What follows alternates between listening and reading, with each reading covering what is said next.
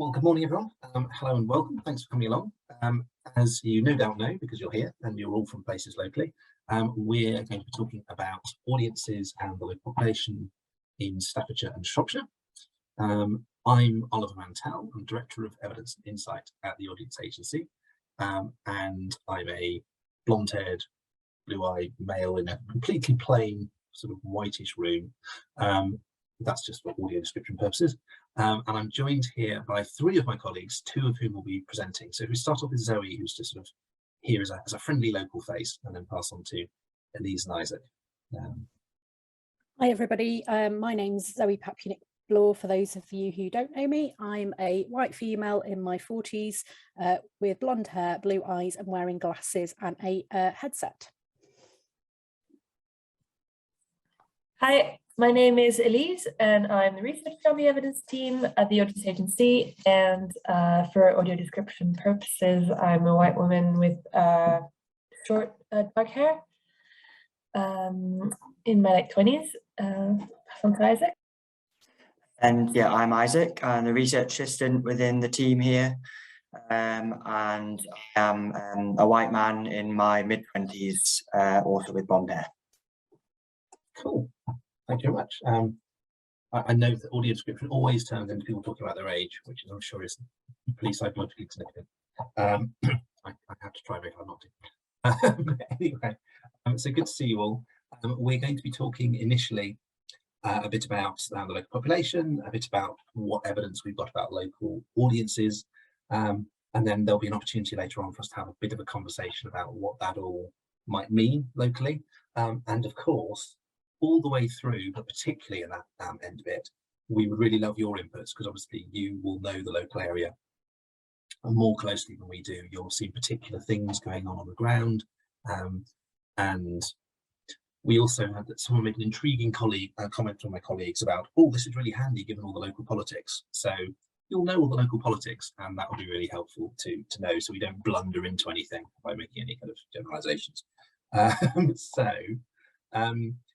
We've got a couple of hours. We'll have a break in the middle. We're recording the session, but we will stop recording when we get to the sort of Q&A bit, so you can sort of speak freely without it being placed on the record. If anyone wants, there is automated transcription available by the toolbar at the bottom. Any questions about that or anything else on the way through, please just pop a question in the chat and we'll be keeping an eye on that as we go. So, unless anyone has any immediate questions, let's start off. So, Staffordshire and Shropshire, obviously it's a relatively biggish area, but we thought it would be handy to cover together.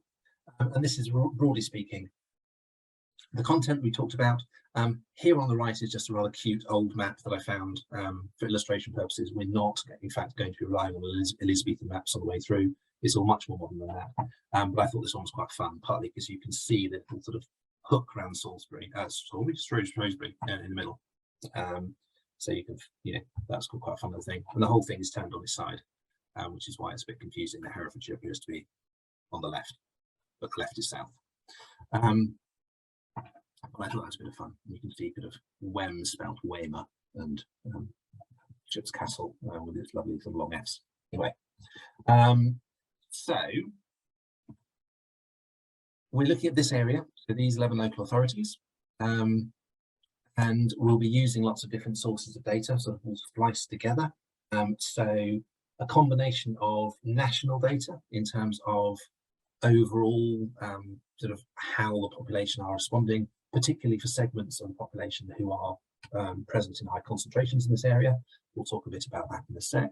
But that's all drawn from the Cultural Participation Monitor, which is our nationally representative online panel survey that we've been running a series of waves from during COVID and continuing into the future. We've got more granular, more local information based on our segmentation model, audience spectrum, which I'll say a little bit more about in a sec, and also from Audience Finder, which I think many of you will know, but is our platform system where we collect both survey and ticketing and transactional data into a sort of aggregated pot to analyse. We'll be using the national data set for that, because obviously people across the whole country could have been booking in this area, and people from this area could have been booking across the whole country. But there are also, say, 7 different venues that have been Audience Finder that are specific to this area, and we'll mention those in a bit as well. Beyond that, we've got other secondary data, information about the whole population from the census, from other sources like Target Group Index, and some of that gets increasingly granular with kind of using tools called area profile reports, or APRs, that give us a really good detailed info, and we'll say a bit more about some of the outputs of those. Through Audience Finder, we've also done some analysis of how audiences have changed pre and post COVID. And so at some point we might refer to, quote, the change analysis, and that's what we're talking about. It's the kind of what was the average behaviour in a 3-month period in the 3 years before COVID, i.e. 2-month period, May and June in 2017, 18 and 19, compared to May and June in 2022. And there to see which audiences are behaving differently now, and what that might tell us about the local area. So that's the overall landscape of the kind of stuff that we'll be using and talking about. Now, I appreciate some of you will be quite familiar with Audience Spectrum, but others won't. And so I figured it probably is worth me just talking this through a bit, because if you are completely unfamiliar with it, you might otherwise feel a little bit lost. So if you know it really well, I'm sorry, just sort of zone out for a minute.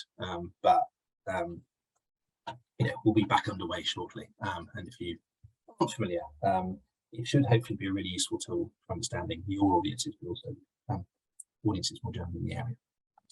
So Audience Spectrum is a way of dividing the whole population into 10 different groups who are differentiated based on the amount and type of cultural activity they do. So people that tend to do a lot, people tend to do a little, people who tend to do more traditional things or experimental things or whatever, kind of separated out into different groups. Those groups are then linked to information we know about them as a kind of overall description, so sort of demographic things, things about where they live and that kind of thing. And we can use that to then allocate those particular types of people to very specific locations. So we can say, on average, this particular household even is relatively more likely to be this group than any other. And we can then aggregate that up. So what that means is we can not only see what groups tend to be in audience data, so if we, for example, from Audience Finder, but also we can look at the overall background population. So we can describe the population, but we can also see then how those two compare and who appears to be missing, for example, in the attendance data, who's there in the population. Does that make sense so far? Lovely. I mean, Elise is nodding, but I hope Elise understands Audience Spectrum, otherwise we've got a problem. So I've said a bit about how Audience Spectrum works, but here are the groups. So we have got 3 groups who are relatively highly engaged on average, and they split into a group that we'll be talking about a fair bit today called Shrewsbury Culture Buffs. They tend to be a bit older, a bit more traditional, tend to live in commuter lands, as you might expect from the name. They're quite highly engaged. They do a variety of things, but it skews towards the kind of traditional art forms. They're relatively affluent as well. The other 2 groups tend to be more urban, so metroculturals and experience seekers. Metroculturals are quite heavily concentrated in the biggest metropolitan areas, particularly London, so we're not going to be talking about them much today. Experience seekers tend to be university graduates. They tend to live on the edges of cities, or sort of, the edges of cities. There are little pockets of them in various different places that we'll see. But really, within this area, community land culture buffs are the high engaged groups. The next 3 are quite prominent in this area. In fact, it's one of the distinctive things about the profile of this local area, is that we've got lots of these middle engaged groups, 2 of which have quite a lot of families in them. So that's dormitory dependables and trips and treats. And there are differences between those. Some of them tend to be a little bit more sort of small town, a little bit younger, a little bit more driven in their engagement by doing stuff for their children. So that's trips and treats, or living a little bit, maybe a little bit further out, being a little bit older and maybe a little bit more affluent, a bit more settled, the dormitory dependables. There are loads of dormitory dependables across this area, and they're a massive group in terms of attending audiences. So they're a really big chunk of the people we see attending. So they're really notable. The group who are notable for another key reason, which I'll back to, is the home and heritage group. So they tend to be older, they tend to be more rural, they tend to be a lot of retirees. I know we've got some National Trust folk in the room, so they could, if you like, they fit the stereotype of the National Trust member, not the kind of families with kids side of National Trust members, but the kind of the older traditional sort of popping along to the tea shop kind of vision of a National Trust member, which I know is a horrible stereotype, and I also know that it relates to bits of your own segmentation in some ways, but not others. But anyway, that's the home and heritage. Because we're talking about a rural area, there are substantial pockets of them, but maybe not as many as you might otherwise have thought. So then we've got a variety of lesser engaged groups. So we've got particularly, it will be a couple of particularly prominent ones in this area: frontline families and up our street. So frontline families tend to be relatively lower income, often more urban families. Where they're engaged with arts and culture, it tends to be driven by engagement with children, that likely to be things with much lower barriers to entry, you know, things that are outdoor, things that are free, museums, as we'll come on to. And up our street tends to be more kind of settled urban or edge of urban communities. Lots of, for example, northern terraces. So lots of the kind of terraces, I guess, you'd see in patches of Stoke, as similar to, you know, as when you get slightly further north, large bands of up our street in those kind of areas. And then finally, the other two groups are less concentrated in this area, so I'll dwell on them less. Kaleidoscope creativity tends to be kind of a particular kind of urban group, tends to be sort of a little bit more mixed in terms of ethnicity. Supported communities tends to be, on average, relatively older, often with health barriers to engagement. There are some of those in this area, but not those. All of these are then divided into two subsegments. We'll touch on some of those at certain points, but only a few, because I appreciate 20 segments is quite a lot to get your head around first thing of the morning. So we'll largely be talking at this top level about the 10 segments, and of these, really 4 of them in particular we'll pay most attention to. It's all become obvious when we get to the profile. Is everyone with me so far? That was a lot of download in terms of segmentation. Let's sort of, if you like, there's the ground for what we're going to say next. So, I mentioned it's created based on engagement information. That's particularly taken from the Taking Part survey, which you may or may not be familiar with, but it's the Department of Culture, Media and Sport survey about engagement. Really big sample, about 16,000 surveys used to kind of create the segments. But we also threw some other things into the mix. You know, how far people live from particular cultural product, what things people are going to.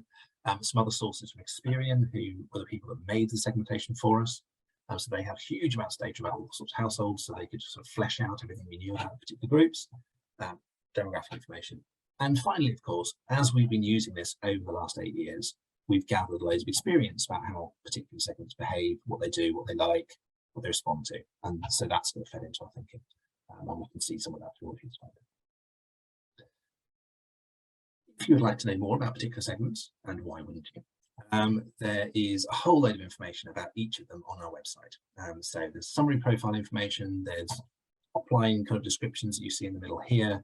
Each of those clicks open to like whole paragraphs of stuff about the things they do and like, and messages, and whether they donate, and what they do online, all sorts of things like that. And of course, details of their subsegments. So if you're curious about any particular groups, there's loads more there. I'm very happy to help with that again if you want to follow up after. There's all the subsegments, as you can see. It's a dizzying array of particular more precise groups, but it helps kind of differentiate, particularly where we see quite big groups. We can kind of say, oh, actually, it's particularly people like this rather than just like that. So we'll reference that a couple of times on the way through. So, who are we talking about? Who is the local population? So we're going to be talking about the overall demographics. We're going to talk about particular concentrations, particular types of people. We're going to just briefly touch on indices of multiple deprivation, which can be, there's a website which is quite a useful tool to zoom in on very particular local areas if you've got particular projects you're running or have a particular very close local area of interest. And we'll be looking at the audience spectrum profile within this area and which groups are concentrated where, and therefore why that might be useful. Overall, always a good starting point is not just looking at the profile of people, but actually looking where the people are.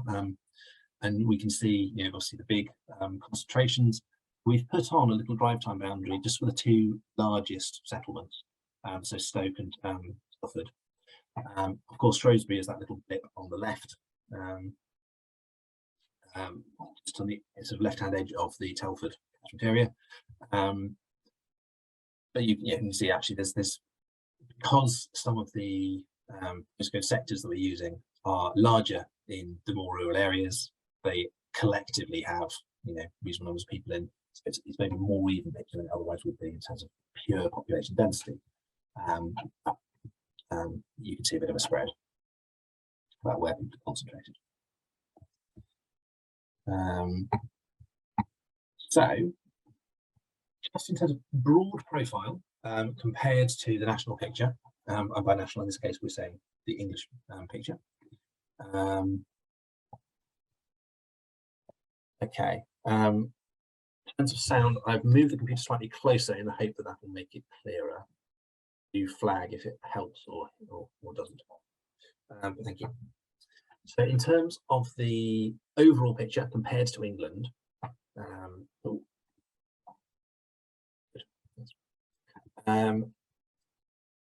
we've got pretty much identical proportion of families, slightly higher, moderately higher proportion of retirees, maybe not as much higher as you might have assumed, but I think that's partly about the mixture of some of the areas having really quite surprisingly low concentrations of retirees, and others obviously across a much wider geographic area having higher. Slightly lower proportions of students, and slightly lower levels on average of educational attainment. So 23% compared to 27% with higher education degrees, for example. 26% rather than 22% with no qualification. So a little bit of skew there, but also a distinctively a very white population, which again will not be a great surprise, I'm sure. Obviously there are exceptions to that, particular areas which we'll touch on in a sec, but broadly speaking, at least compared to the national average. And of course, there are lots of areas right on the border of this area, particularly when you get into the West Midlands, where that's a very different picture. So this is really, as much as anything, to illustrate a tool that could be useful if you want to use it for your own purposes, rather than to get into all the detail. But this is a website with the address up there on the top right, which shows the relative score of different output areas for the indices of multiple deprivation. So these combine all sorts of different factors to say, a combination of things like health outcomes and income and living conditions, and, employment and all sorts of range of other things. What's the overall picture of particular areas? So you can see as an overall picture, Stoke, particularly, Telford sort of jump out slightly in this area compared to other areas where it's much more mixed, but particularly with areas of deprivation within them. Nothing like the concentrations you get in the sort of the main conurbation of the West Midlands. If we zoom in a bit more, you can start to see a much more granular picture. So you can see Kiel there, sticking out slightly compared to the rest of Newcastle, and other concentrations, particularly around sort of, I'd say the centre of Stoke. I'm always wary of saying centre of Stoke, because Stoke is sort of 5 towns, but centre of the 5 towns. This is Zoe's point to tell me off, but anyway. Yes, Ollie. I think on that previous slide, it does show Stoke-on-Trent town centre. So yeah, it's centralising in the middle of Cool. Then Telford, again, a bit of a more varied picture than you get in Shrewsbury, which is obviously a bit more. So we talked a little bit about particular segments being really prominent in the local population. So trips and treats, that kind of younger, middle-engaged family groups, those slight sort of middle-income family groups, really high in this area. So, you know, more than 1 in 5 of the population in that group. And that's very substantially higher than the country as a whole. Similarly, lots of the dormitory dependable group, the other middle-engaged, lots of families.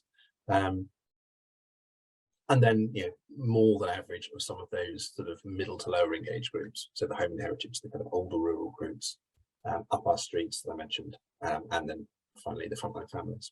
So there's a really big concentration in the middle of the spectrum, less at the either extreme, particularly in terms of highly engaged groups. It's really only one of them present in very high concentrations, which is that community land culture groups. So the more traditional, highly engaged, relatively more affluent, tends to be a bit more rural. And we'll see that picture playing out with various implications in a sec as well. This is then those broken down into the 2 subgroups, just to make it a bit more specific. So notably, if we look at the community land culture buffs we just talked about, it's 9% of that group overall, but actually the vast majority of them are for one particular subtype. So a group we describe as wealthy empty nesters with comfortable rural lifestyles. So they're tending not to be, we're talking, that group tends not to be families, although some of the other community land culture would be. And there's a bit more detail on some of those other subsegments as well. Okay. So to try and summarise in broad terms, there's kind of the differences we see by local authority. So we're talking about getting on for 2/3 to 3/4 of a million people across all the areas, of which the highest total, at least, is Shropshire, of course, being a kind of unitary authority and combining what really quite a large geographical area. Stoke then obviously the highest population density and therefore a large population, another 113. Telford's obviously still quite big, and then you get into sort of the smaller cities, so Stafford, Newcastle, and out into sort of wider areas. So within these first ones, before we move on to the others, we see across Shropshire itself, more generally, lots of dormitory dependables and lots of the home and heritage. So those kind of groups that tend to be moderately engaged, a bit more rural, lots of retirees, but also lots of people who are self-employed. I guess partly that could be farming, partly that could be a whole range of other kind of occupations. Stoke has the highest population in terms of age and Asian British within this area. Also lots of students, lots of families, and lots of these kind of lower engaged or typically lower engaged segments in terms of up our street and frontline families. And clearly people like appetites will be doing probably lots of work that is engaging those groups to a much greater extent than will maybe happen in other places. So if that's the picture there, it's a slightly different picture when you get to Telford, because in some ways there are some parallels, but it's more that Telford has more of these kind of supported communities groups, but also the kind of the family groups around trips and treats. Where's the Staffordshire Moorlands? That's on the next slide. Captions aren't very accurate. Yeah, I dread to think what the captions have been saying as I've been saying. Okay, so we'll get on to the Moorlands in a sec. So Stafford itself, then it's more of the middle engaged family groups. It's more professional groups, and we'll see that echoed later. And Newcastle, in some ways, echoes Stoke, but with particular high concentration of students. And then Staffordshire, more in terms of the frontline families, particularly. And then we get on to, if it will click through, so some of these other areas. So Staffordshire Moorlands, again, it's feeling a little bit more like Shropshire. Lots of dormitory dependables, lots of home and heritage, lots of retirees, lots of skilled trades. And then some of these other groups kind of, they match up, but they don't align graphically. They don't border and match, if you see. We've got South Staffordshire. It's more of those kind of older, relatively high to mid-engaged groups, again, retirees, so commuter land culture buffs, dependables, Cannock Chase, loads and loads of families, trips and treats for frontline families, and a real kind of a bit of a mix in terms of Lichfield, but again, a bit of a concentration on the middle engaged groups, which we're seeing coming through really quite prominently in lots of different places. And then Tamworth, loads and loads of families as well, those groups. So at a local authority level, that's how it sort of seems to block out. But of course, there's granularity below that, and we'll see that in the mapping where some areas come out higher or lower. Okay. So for these next series of maps, what we've taken is for each of the wards across the area, we've said, we've sort of allocated each ward against, is it the highest quarter, the second highest quarter, the third highest quarter, or the fourth highest quarter for each of the things that we're looking at. And then on the map, we're only showing the top two of those. So this is showing you in dark the quarter of wards that have most families in, and then in the sort of paler colour, the next highest. So basically everything that's shaded at all is in the top half in terms of families. Does that make sense? Yeah. So we can see big concentration of families. We've mentioned them around Telford.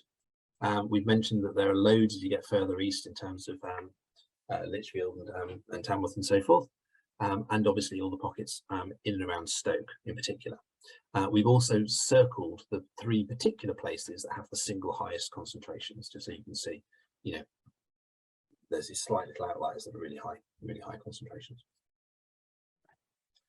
In terms of the Asian British population, highest in Stoke, as you can see highlighted there, but you know, other concentrations, Telford, even pockets around Craven Arms, which I think that's just a very large ward, which is why it looks kind of prominent on the map. But otherwise, you get a little bit of a fringe around the West Midlands conurbation, as you might expect.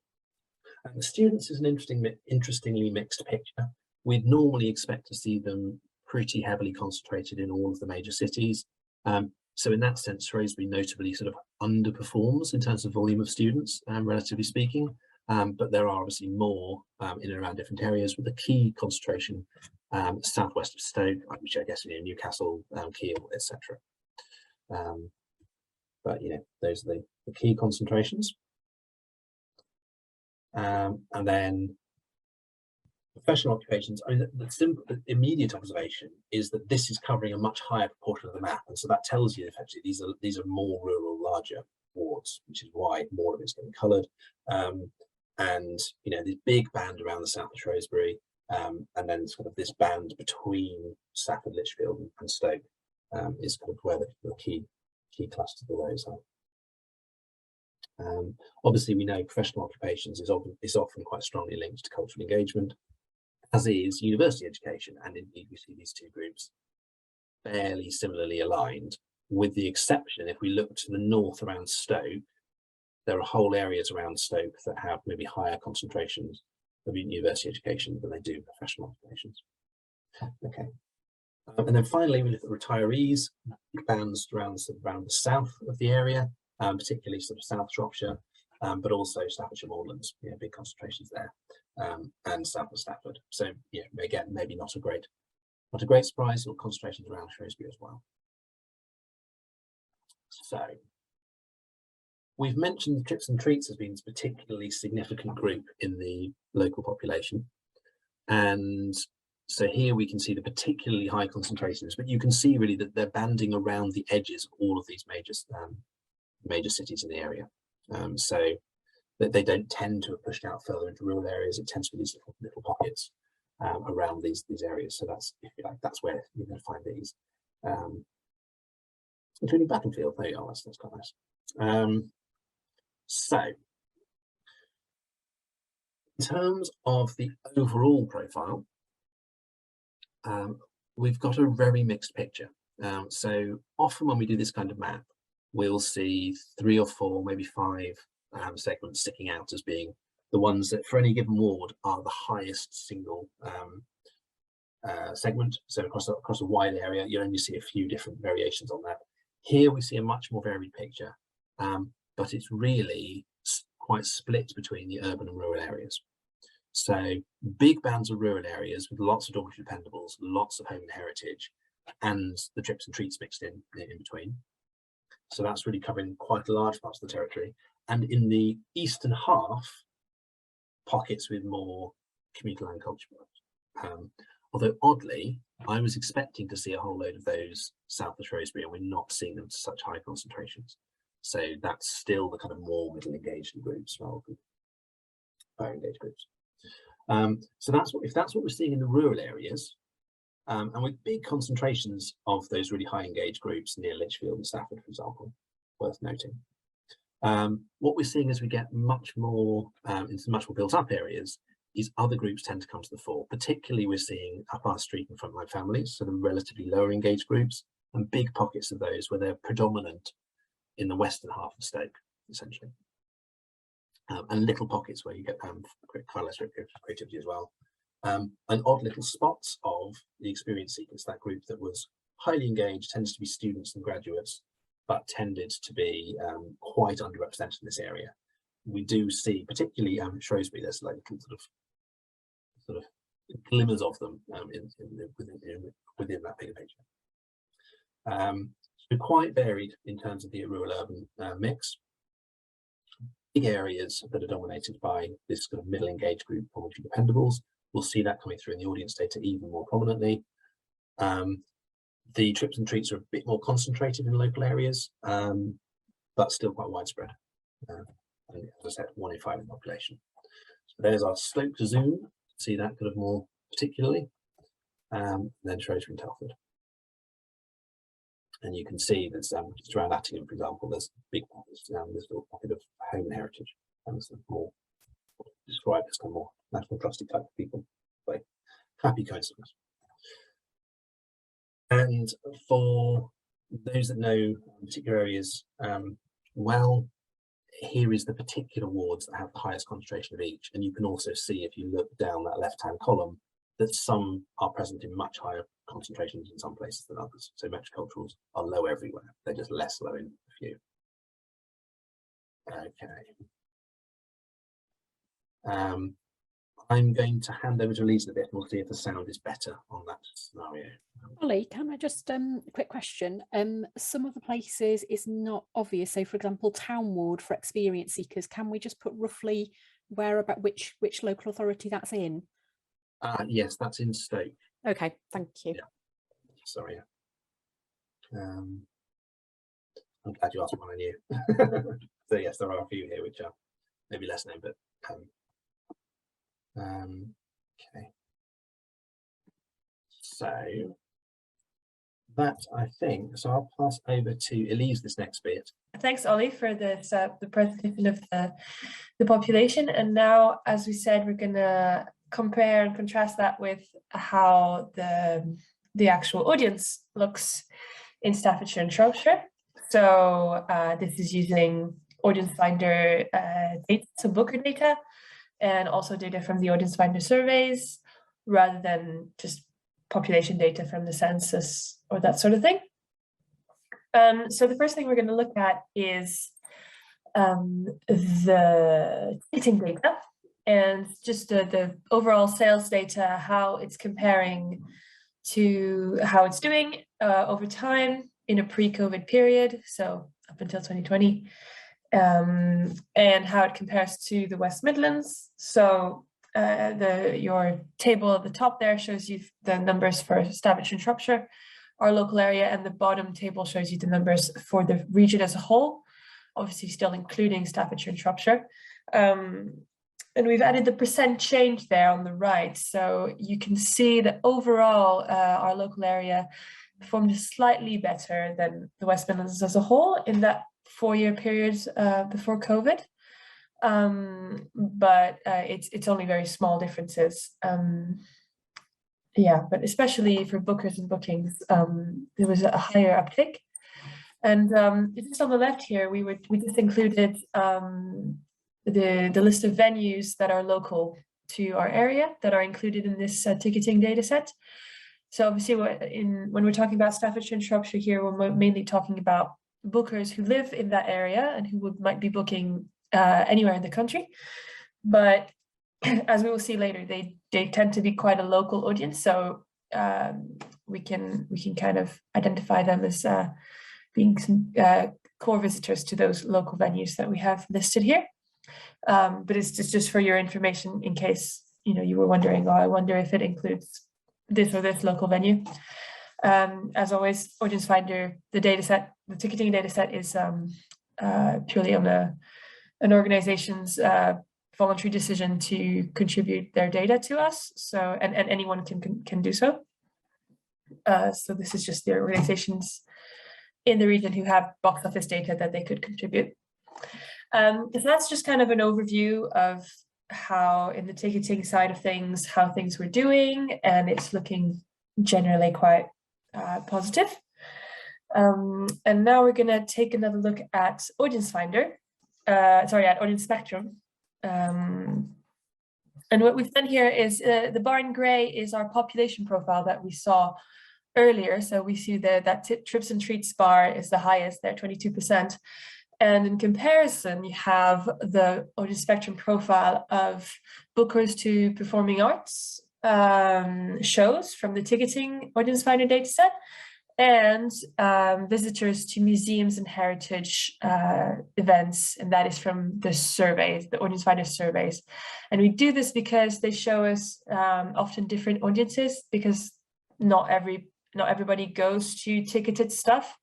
And as some of you who use Audience Finder may know, surveys are a good way to capture that unticketed audience often, or just different kinds of events.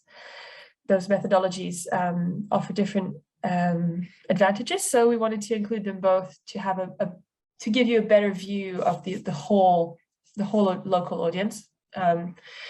So we can, what this really shows us is that we have, again, those middle engaged groups are really dominant, and that dormitory dependables especially is the highest segment across the board, both in the ticketing data set and in the surveys, and especially for performing arts, they go up to 26%.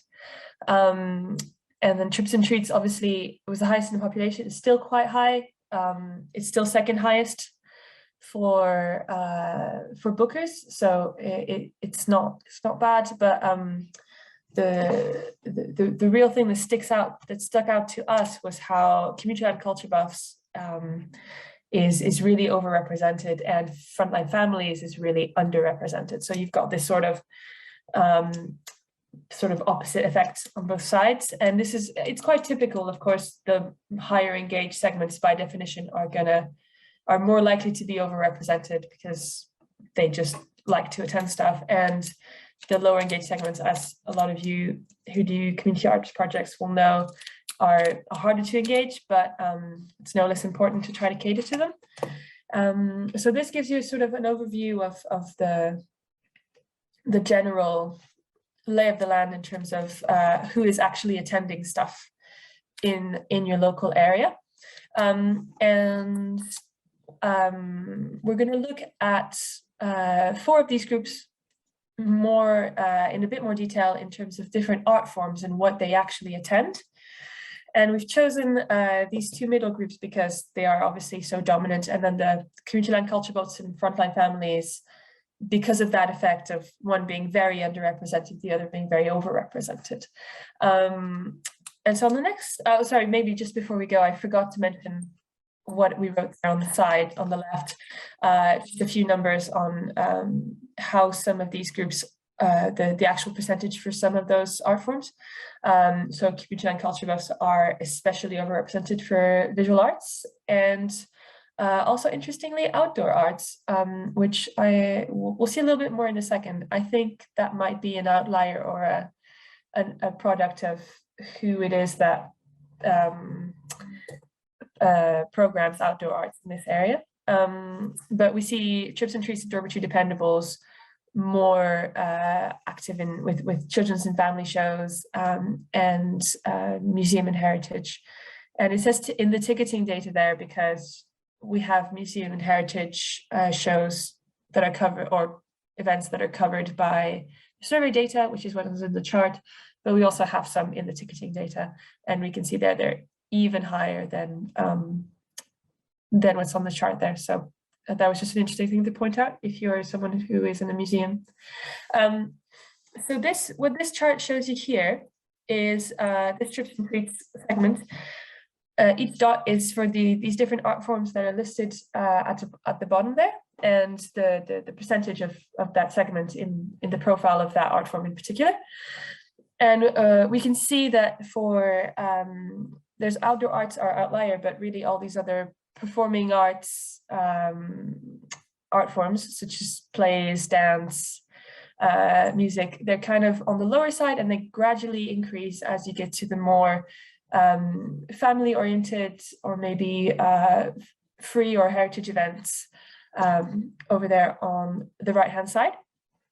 So that's how trips and treats are behaving. And then in contrast to that, if we overlay how commuted and culture buffs are behaving, we see this really interesting pattern where they're almost in a mirror effect to each other, where we have commuted and culture buffs tend to be higher engaged for those performing arts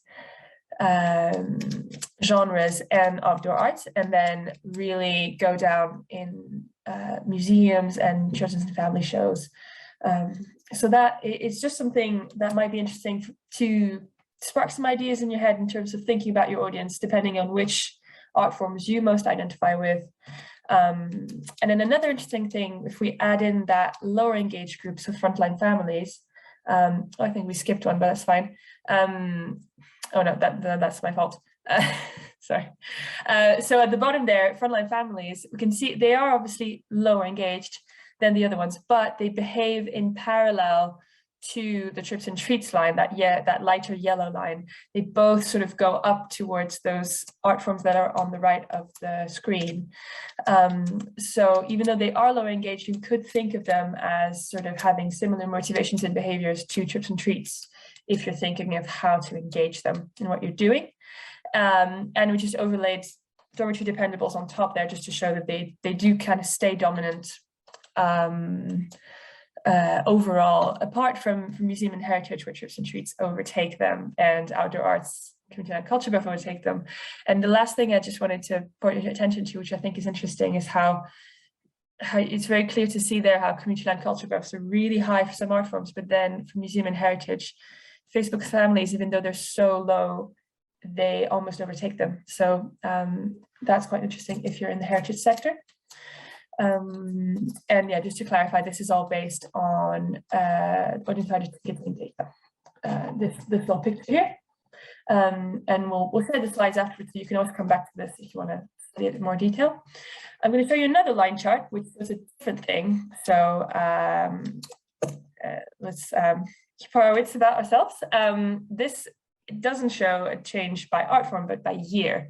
So we're progressing through this 4-year period that we're looking through, and it's still the audience spectrum segments, but you can see there you have numbers from 80 to 120. And the way to understand this is to think of 100 as the value, whatever value the particular segment had in 2016. That was 100, and then how is it evolving? So for those of you who deal with a bit more stats, you can think of that as 105 is a 5% increase. 5% increase, and 110 is 10% increase, so on and so forth. But essentially, it's just a way to visualize the change over time in a more in a way where you've equalized everything and you can just see the change in rather than the absolute percentage. And what this is actually showing us is the groups that are really rising through this 4-year period are trips and treats, frontline families, those more family-oriented groups, and the groups that were attending more of those family shows, more heritage, general entertainment, that sort of thing. Metroculturals is the one that seems to be the lowest, but we also know that it was one of the smallest percentages in terms of the overall profile. So I think we can kind of we can kind of ignore that or take it with a pinch of salt. And we see home and heritage there at the bottom, which is not really dropping, kind of flatlining. We kind of want to ignore everything that's in that grey box, because to be cautious with our interpretation, a 5% increase or decrease is not, could be not very significant. But what's interesting is that this trend of family groups going up and older groups kind of dwindling or at least flatlining is something that's going to be quite significant when we look at what we can tell you from post-COVID trends. So that's something to keep in mind for later. We're now going to look at some more maps. So just to this audio spectrum, this time in a geographical sense, we look. This is what we saw earlier of which ward has the highest of which segment. And this is the dominant segment in the households, in the base population. And now we're going to contrast this to the dominant segment in Bookers. And just like that, flipped. And you can see what happens is that dormitory dependables really take over much larger areas, kind of swallow up those, especially trips and treats and home and heritage areas, which is something we would expect. And in turn, trips and treats take over a lot of those Facebook family and up our street areas that we saw around the conurbations and around the more urban areas. So this is kind of the picture geographically. If you think of, we saw dormitory dependables was dominant around most art forms. Unsurprisingly, they're also dominant geographically, but yeah, they are in those quite large rural areas. So and then around cities, you have trips and treats coming in a bit more. You do have those community land culture buffs, but again, they also tend to be in slightly more rural areas, well, more community land, as their name suggests. So that's sort of the picture in terms of where your bookers are. And if you look at your own area that you're more local to, you can maybe see, yeah, here's a little zoom. If you're local to Stoke-on-Trent, you can see which areas have more of which bookers, which can be interesting if you're trying to target a specific event or show to an area. And then we just have a zoom on at Staffordshire and Shrewsbury there, with again those community and culture buffs and trips and treats. But there are still some pockets of frontline families and upper streets holding their own. And tiny bit of experience seekers in Shrewsbury, which is interesting. So that was sort of a broad overview of the local audience. Does anybody have any questions at this stage? Anything you want us to go over again or clarify? Feel free to put questions in the chat as well at any point during the presentation. And we're gonna look at where these people are actually attending. So we've seen who they are, and now we're seeing where they're going to go. And we're going to start with audience finder survey data. And this is from the surveys that we have in our database from people who are from Staffordshire and Shropshire. And to start us off, on the left here, you can see that a third of those visitors were first-time visitors, and you won't be familiar. If you do the surveys, you will be familiar. That's the first question on the questionnaire. Did you ever visit before, or did you visit in the last year or over a year ago? And all of our attenders from Staffordshire and Shropshire, a third of them were first-time visitors, which is, I think, off the top of my head, that's quite high compared to other places.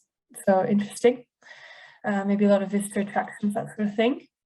And if we look at the type of organization and where their visitors come from, in terms of, are they from the local area, are they from the rest of the region, or are they from the rest of the UK, we saw quite a lot of differences, especially unsurprisingly, sort of arts organizations that were sort of catering to a more local audience, as you would expect, have a very local audience, 83% from the local area.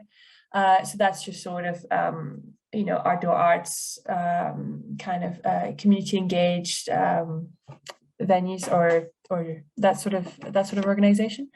And then organizations that work throughout multiple venues in the region, or who are rural touring organizations, they had a bit more of a mixed picture with sort of almost a third,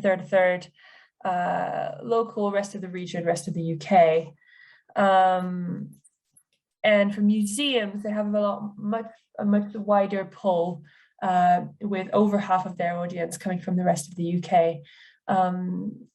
Obviously that varies by museum, but this was a sort of the overall picture we could see, looking at different types of venues, and in that submits audience finder survey data, and where their audiences are coming from. Now, still looking at surveys, if we look at where the venues are and where their audiences are from. So this is saying essentially venues in Stoke-on-Trent, 43% of their audience were from Stoke-on-Trent, the local authority, and an extra 32 were from the rest of our local area that we're looking at. So probably worth noting that places like Ironbridge would be in the museum survey state set. Yeah, absolutely. Yeah, and obviously these are the same organizations as in the previous chart. Obviously I can't name anyone for data protection reasons, but as you have knowledge of the local area, you could probably make links between these various local authorities and the types of organizations I showed before. But essentially, yeah, we see this very local audience in Stoke-on-Trent, Newcastle under Lyme, East Staffordshire, and then a lot less so for Shropshire and Telford, the more rural areas. But Shropshire has quite a high proportion with the rest of the West Midlands. Again, I think it's linked to the type of organizations that we have that are based in Shropshire, but actually doing work throughout the region.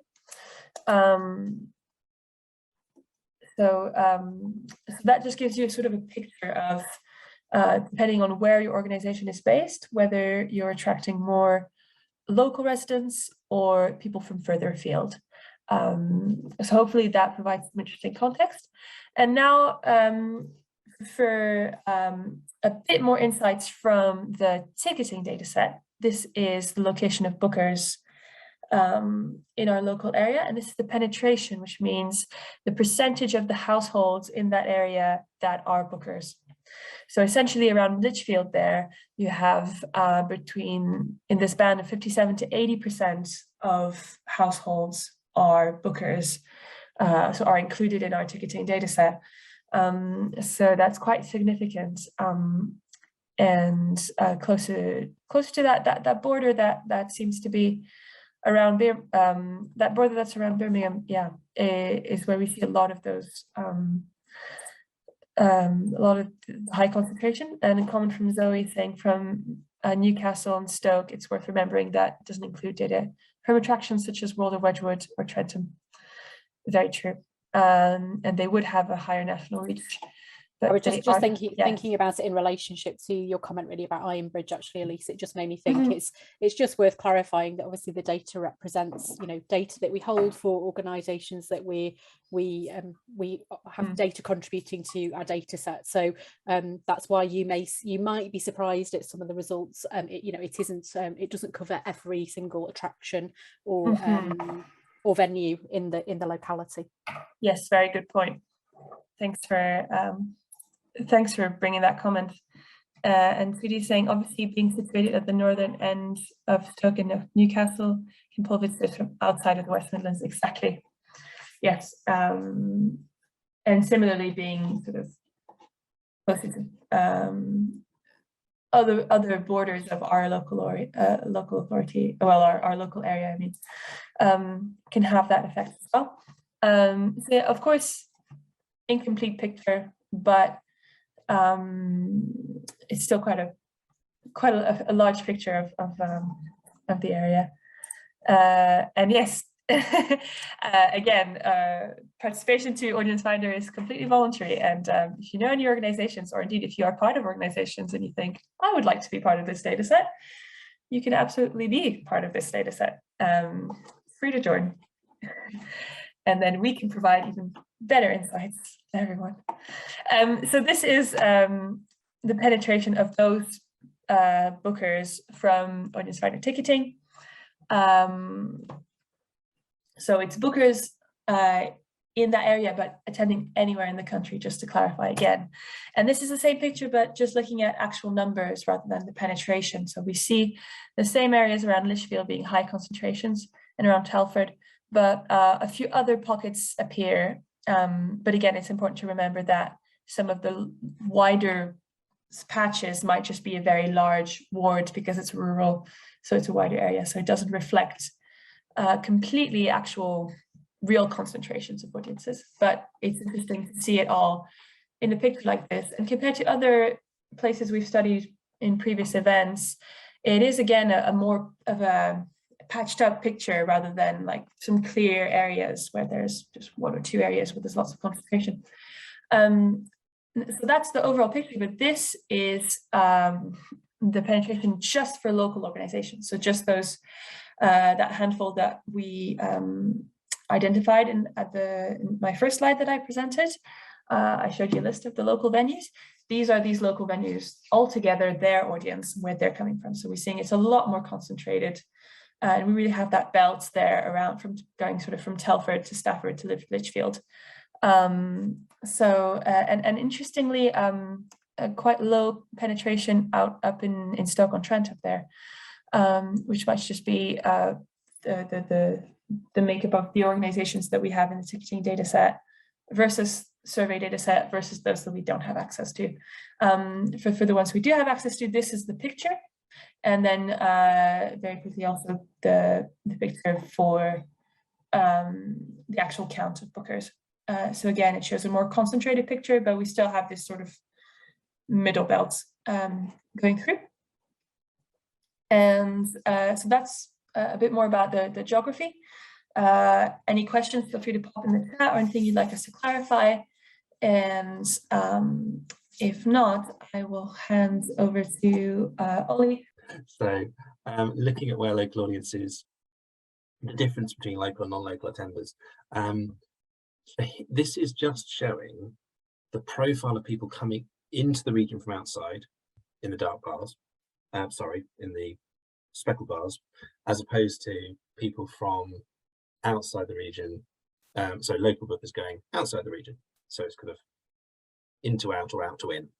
And what you typically see is that certain types of people are more or less likely to travel for culture. So relatively speaking, higher engaged groups are generally happier to travel, but we also see experienced seekers tend to be more reluctant to travel.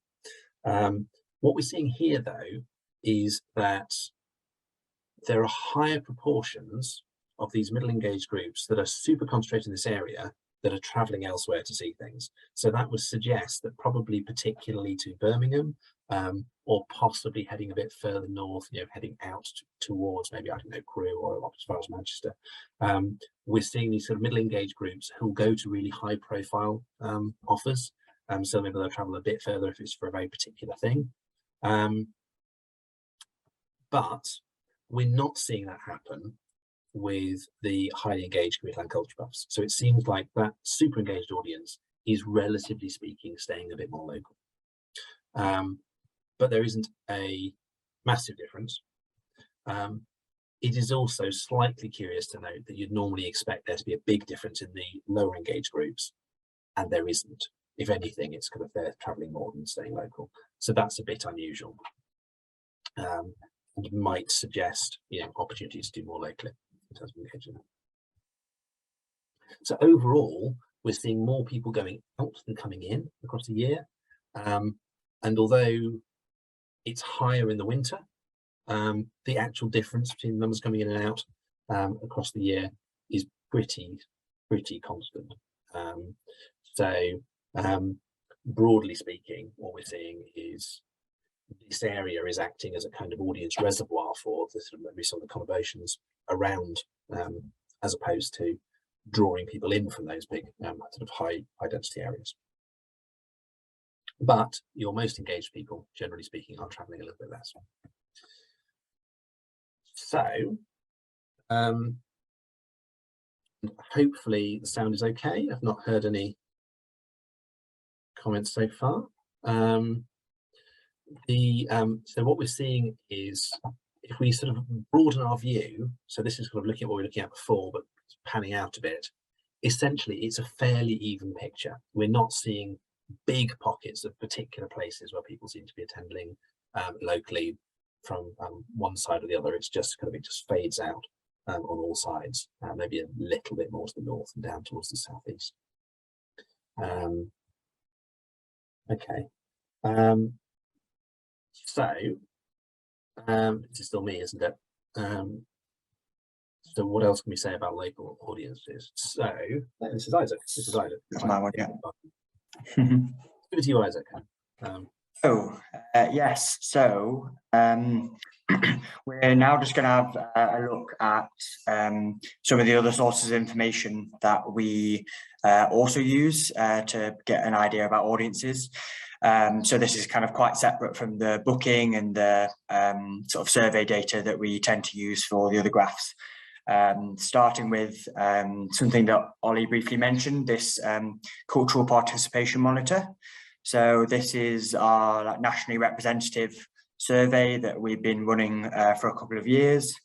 We ask a few thousand people sort of across every kind of socioeconomic background and every kind of category about their returning, their kind of behaviour during COVID, whether they're going to things, whether they're nervous about returning. And we've just got a couple of slides just with some of the top tier results on some of the groups that are quite big in the area, such as families and retired people, and of course students in some areas.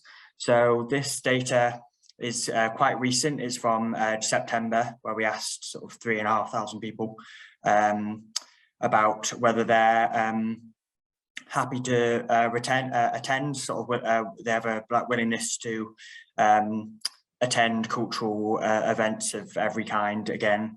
And we've seen quite an increase, fortunately, quite recently in the last wave of those saying they're happy to attend. So this is sort of without any reservations around. Overall, people are saying sort of 52% are pretty happy to return. And then you see around sort of a quarter have some reservations overall. But this is different depending on which group you look at, as you'd probably expect. Those that are retired have quite a lot lower sort of keenness to go back to events. We presume sort of from the higher risk from COVID, although we hope to see a shift of that sort of over the next few months. Whereas it's quite a lot higher for students, and families are somewhere kind of in between on willingness to attend. And as you see that the groups that actually say they're really not comfortable because of the risk of COVID is quite small now, sort of only around like 5 or 10% of people. So that's quite a positive trend we're seeing. Next slide, please. And we also, so we don't just look at in person. We also look at online and also creative activity. So this is kind of everyday activities, sort of that everything from gaming to sort of knitting to like cooking in a creative way. We cover all of these categories just to track this throughout the pandemic. And we find that in-person arts or heritage activities in the last 12 months across categories is again quite different. So we do have sort of nearly 90% of people have done something in the last 12 months. But this is extremely high in families, which is again part of a trend which I'll go into a bit more soon. And also students have almost basically 100% attendance in something across arts and heritage, whereas retired people have quite a lot lower, but still fairly high in terms of attending something, but quite a lot lower.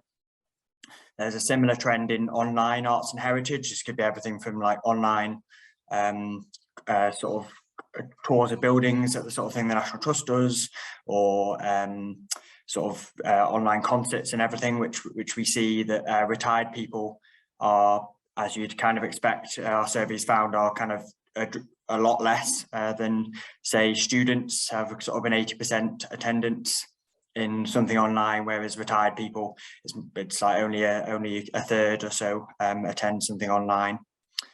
And finally, creative activities, we also look at, has a similar but not such kind of a drastic trend, where it's almost 100% kind of participation in the last month, sorry, in the last year, across quite a lot of the groups.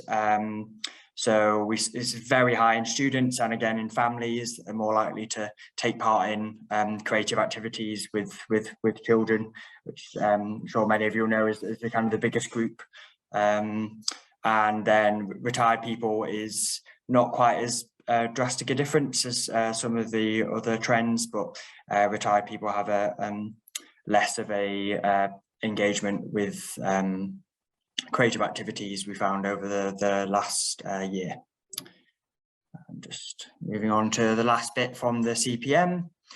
Of course, the biggest kind of hot topic right now is the cost of living crisis. So we went into quite a lot of detail about that, which you can find more of our results on our website. But we just asked sort of on the kind of surface level about how worried people are about the cost of living crisis, and whether they're expecting as a result to do as much paid for things or staying closer to home. And this had kind of an interesting trend where, of course, the lower percentages is kind of a positive trend. So here we find retirees are really not expecting to be as affected by the cost of living crisis. So this is the group that aren't as likely to be going less to things, because when we ask them about expect to do fewer paid for activities, that's only sort of 59% of retirees, whereas family groups are more like 80%.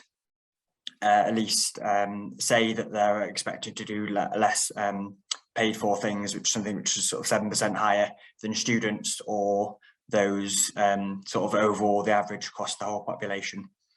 And another trend which we kind of we might expect is people staying closer to home, perhaps to save on things like fuel costs.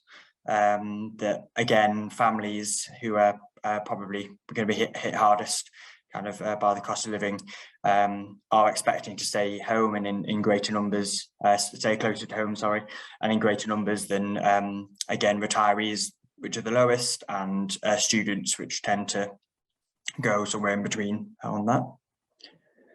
So that's cost of living. As I say, there's lots more about cost of living. We go into quite a lot of detail, which you can find on the website, the CPM site. If I get the next slide, please. So just kind of to summarize it in terms of some of the segments which we use to kind of keep the survey very representative. Community and culture buffs, which we have sort of a decent amount of in this area, they're most likely to think it's time to live normally with the risks of COVID, a sort of 6% more. Though that's something that we are seeing is trending upwards. The middling age groups, trips and treats and dormitory dependentables, are most likely to be happy to attend. So they're again about 6 percentage points more than the average in terms of happy to go back. And we tend to notice home and heritage of high proportions among survey respondents. obviously in heritage rather than performance arts. But unfortunately, they seem to be the most reluctant to attend, which we'll go into a bit more.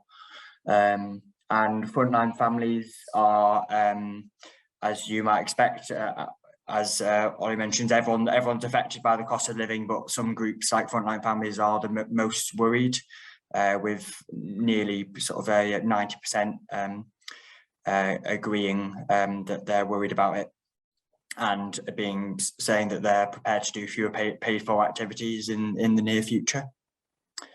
And young people are most likely to have attended arts and heritage recently, as you said, that's very high numbers, as are families, but also, as we might expect, the previously highly engaged, so some of the very highly engaged segments are probably going to keep going more or less, and those without disabilities, because we tend to see a difference between the disabled group having a kind of a lower attendance than those without disabilities. And just to say, the West Midlands is pretty much in line with the national averages in terms of engagement, so it isn't particularly low or higher in terms of engagement with culture and heritage. So if I could get the next slide, please.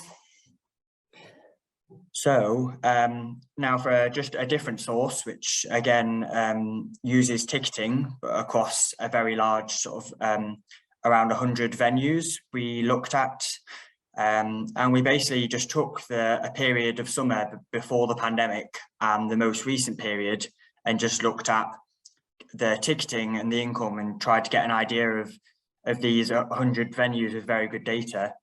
Are the numbers back to normal is basically what we wanted to investigate, which we weren't sure what we were going to get, but we found that on average tickets and income essentially are back to pre-pandemic levels when you take all of the 100 venues, which are we took from across the UK and sort of in London, outside of London, different regions of the UK.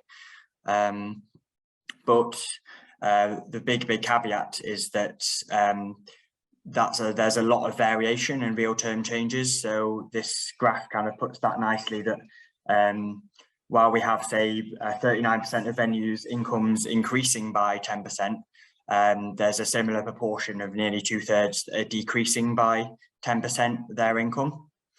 And there's lowering numbers, but that gets kind of even more drastic on some venues. So like around a fifth have got a third more income. And then there's about 17% that have got a third less income pre versus post-pandemic. And then there's even these outliers of some perhaps say outdoor venues, especially like an outdoor theatre might have a half increase in their income after the pandemic, but then you get a small proportion of venues that have lost 50% of income. So whilst it levels out overall, we find that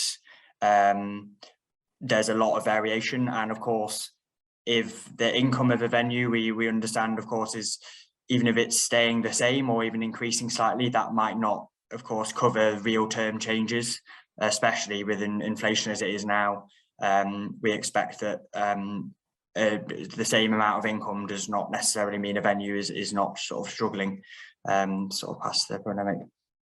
And oh yeah, Ollie just mentions that West Midlands is typical. That includes obviously areas like Birmingham with urban younger and family groups. So it might be that this particular area is substantially lower than average, but we can only split it out by kind of regions of the UK. So of course within the region there'll be some differences, but yeah, a city like Birmingham might shift things versus this particular area of the West Midlands. And if I could go on to the next slide, please. So this is just a brief kind of a summary of that. So when we're looking at this graph has the kind of the change from pre-COVID attendance on one side, sort of going up in the vertical, and then the particular segments, AS segments that are worried about COVID. So what we see here is the potentially worrying trend that those that are most likely to go back. So as we've discussed, there's a real trend towards trips and treats, like frontline families. These big family groups are have got even higher attendance than before the pandemic, and there's a shift towards that. But these groups, as you can see in the kind of top right of the graph, are really quite worried about COVID. So there's a potential a clash there in terms of whether exactly the people that are worried about COVID especially are going to kind of increase the numbers to counteract. As you see, home and heritage is such an outlier in terms of really quite a drop in attendance, but they're not necessarily quite that they kind of have, they're worried about COVID, but not even necessarily the highest group. So there's a bit of a potentially worrying trend that we see there. If we could go on to, I think that might be the last one. Summarising. Just one other thing to pull out on this then. So we've got groups who have been relatively attending at high levels, and worth noting that this is from May-June figures, so the cost of living hadn't maybe bitten too much at that point. But when we then asked people in September, how worried are you about the cost of living? The three groups that were highest for worry about cost of living were these three highlighted here. So key family groups, three of the ones that were engaging relatively more. So that gives us this kind of real tension between the people who were coming back post-COVID are most in the front line in terms of the impact of the cost of living. And so we're going to have this sort of, the risk is that having had one half of the audience pushed down for one reason, you've then got to kind of push down the other half of the audience for the other reason. So yeah, that's just to summarize that. So given that, I'll just keep going into saying a little bit more about any implications, as long as anyone who's got any sort of clarifying questions at this point has had a chance to ask them here. But otherwise, I'll try and pull together a few of these threads from all the different things that you'll have heard over the last hour or so to see what we think the overall picture might be. And then we'll open it up to you to get your thoughts and reflections and how your experience has gone, and maybe the other things that would be useful to feed in. So overall, it's probably worth saying that we do see more of some of these older groups across the whole area, and particularly amongst the highest engaged groups, the ones that are present really in large numbers are relatively traditional and older in their tastes and outside of the cities. So there is a potential challenge with that because some of those groups are being kind of reduced in terms of volume. And where we saw on that previous chart that commuter land culture buffs was a bit below, it's worth remembering they're a really big attending group. So them being down a little bit means total attendance figures are proportionately down a bit more than that. So they really do have quite a big impact. Because we've got a concentration of this particular group, and it's the older half of the commuter land culture buffs. This is C2 group that you can find out more about on our website, but this is kind of the older empty nesters. That is potentially a bit of a risk, particularly for, as we saw, performing arts-based venues. So places that are reliant on relatively high frequency, high volume, high price tickets to performing arts events. So that could be something to bear in mind. Now we do have quite a strong contrast in terms of the profile of local, sort of urban and rural audiences. Now clearly that's something you'd see everywhere, but here I think particularly because we've got places like Stoke and Telford with relatively high concentrations of relatively lower engaged groups, and indeed more levels of higher scores and indices of multiple deprivation, and some of those groups who are particularly likely to be hard hit by the cost of living crisis. You do get quite a split between these two areas, and that becomes a bit of a challenge. We're seeing people talking about attending more locally in future, and that's sort of fairly widespread across the board. People are saying they're going to attend more locally. That's partly because they're more aware of more local things post-COVID and having to kind of narrow their horizons a bit. It's partly about travel costs, it's partly about just not wanting to go too far, or maybe sort of going places that are familiar. the net result of all of that is it could mean that some of the kind of town venues, the sort of mixed use venues, art centres, etc., could become relatively more important in the mix in terms of the balance of audiences. The likes of Wem Town Hall, I guess, where people may be going there as opposed to travelling further afield to, let's say, Shrewsbury, or even, you know, heading into Birmingham. That maybe feels like more of a reach for some of those old audiences than maybe it would have done 3 or 4 years ago. So that could be a bit of a factor there. It could also make it harder to draw people into some of those big city venues in Stoke and so forth. So worth noting that. In general, we've seen loads of these middle engaged groups. They're kind of, you know, lots of what you might refer to as like middle Britain, you know, sort of often middle age, or sort of lots of family groups. Middle engaged, sort of, they like going to arts and cultural things, but they're not defined by it.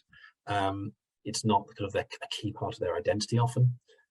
So there is then a bit of a threat from the cost of living, meaning that that kind of arts and cultural attendance could be quite early in terms of what people choose to prioritise away from. So there needs to be a real emphasis on how to offering not necessarily low cost in some cases, but clear sense of value, things that really sort of appeal to people and appeal particularly for middle engaged groups in a sort of a broader way. So things that are either well known or eye catching or have a really clear kind of benefit. And family engagement is one method that really kind of has quite a strong hook, because clearly, you know, that's a really big driver for some people. Now, trips and treats, because we've seen them being a bit more, you know, there's lots of them in the population, they're attending a bit more post-COVID. There are wide, you know, geographically they're quite widespread. They could be a key opportunity. On the other hand, it depends how the cost of living affects that particular group. And so I guess one of the things that we are really seeing, which I put further down, but is that being really conscious of trends as they emerge for very particular bits of your audience will become quite important, because then we'll start to see, relatively speaking, whether that kind of people are happy to attend post-COVID, but they're affected by cost of living. Which of those two wins out in terms of the relative mix of the audience? Because it might be that as things bite, we see it tip quite heavily one way or the other, and you need to be ready for that, I guess. So there's also a bit of a challenge, because we've got these quite localized patches of different types of people in different places, that if people are going attending more locally, you get less of a kind of we might sort of think of a bleed across from particular areas where different groups end up sort of mixing up anyway in particular venues. So it might be you become more reliant on the very particular local profile of who you're engaging, which could be an opportunity. It allows you to really focus in terms of engaging people. But in some places, for example, Stoke, because you're having to go a little bit further afield to get those sort of large bands of highly engaged groups, that might become relatively a little bit trickier. But of course, if you're focusing on groups like Up Our Street, Frontline Families, etc., like the CPPs probably are to a good extent, then there are big concentrations of those groups in particular areas, and even across the region as a whole, 1 in 3 people. It's quite substantial. We've talked a bit about the different profile for different art forms, so that's worth really tailoring to your own individual circumstances. But also, it's not just that certain people like different art forms, but there's a whole load of other stuff they like as well.